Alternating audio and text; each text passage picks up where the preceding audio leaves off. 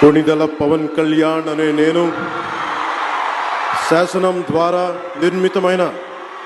భారత రాజ్యాంగం పట్ల నిజమైన విశ్వాసం విధేయత చూపుతానని, భారతదేశ సార్వభౌమాధికారాన్ని సమగ్రతని కాపాడుతానని, ఆంధ్రప్రదేశ్ రాష్ట్ర మంత్రిగా నా కర్తవ్యాలను శ్రద్ధతో అంతఃకరణ శుద్ధితో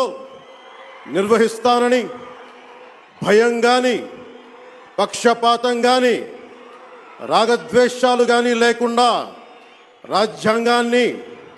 శాసనాలని అనుసరించి ప్రజలందరికీ న్యాయం చేకూరుస్తానని